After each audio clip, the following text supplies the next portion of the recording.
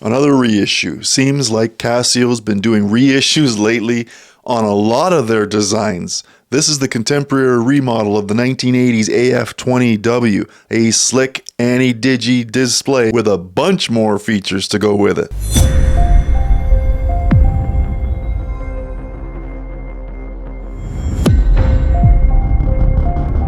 This is supposed to be a white model. Looks more like a pastel gray or light beige to me, but let me know what you know. To each his own. My eyes might be going, but I'm leaning towards that pastel cream color though. That seems to be my go-to right now. Definitely not white. The LF-20W is a full bio-based new plastic design, better for the environment. Now that's forward thinking, with what I would describe as smaller measurements. Now it may not be for me with my 7¼ inch wrist. We have a case width of 33 millimeters, lug to lug of 37 millimeters, a lug width of 16 millimeters, and it's a little tricky too. Likely a waste to bother swapping this thing out. You might as well just keep it with the original strap. It just seems like it would be tricky to get it to work. Now the thickness is 8.7 millimeters, so I mean this thing is sleek on the wrist. An overall package weight of 22 grams. Now that's game changing there. Super light on the wrist. Yes, you heard me correctly. 22 grams. It's no surprise Casio's been making these things and banging them out for years. You've heard of the F91W and you've held it in your hands, no doubt. The acrylic crystal offers pretty good visibility, but it's flat and same height as the bezel or case design, so be careful. You could be exposed to some knocks or scratches. You don't want to rub up or scratch against something. Sealed up at the back with a stainless steel case plate with some watch information on it. 4 screws, pretty basic. Now it carries a 30-meter water resistance, so you should be safe from moisture, but cautious when you're going in the water. I don't know about being submerged for too long. I'm not diving in a pool in this thing, lake or ocean, just to be safe. Throw on a G-Shock for that if you want, but there's plenty other functions that this baby offers you. Depending how many functions you use, you should get about 3 years of battery life out of this thing. And I mean, it's packed full of functions for such a small watch.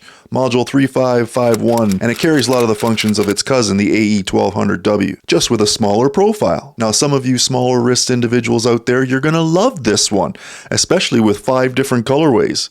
With that weight of 22 grams, men, women, teenagers, kids, come one, come all, enthusiasts, collectors, mom and dads looking for a great gift idea, this one could be a stocking stuffer for you.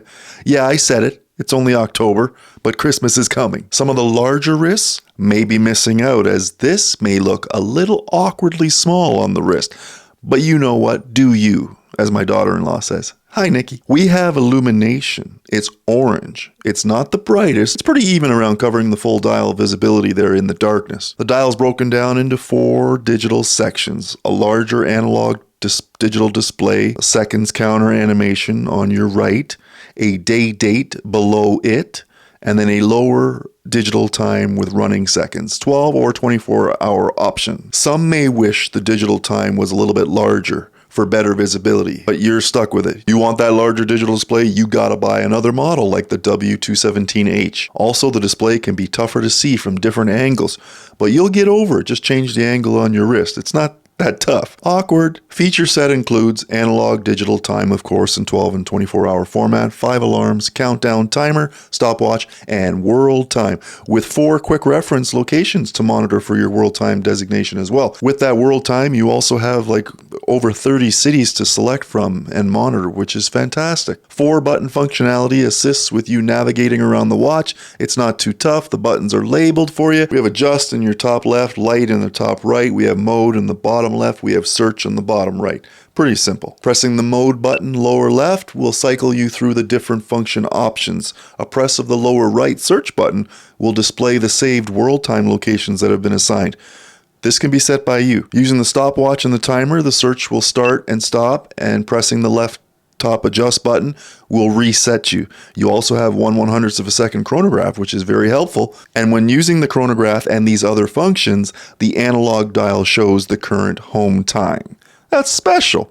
$40 Canadian for this watch. That does a lot here. Shame about the size, in my opinion. That's just me. The strap is somewhat of an integrated design, wider on top than that 16mm connection below.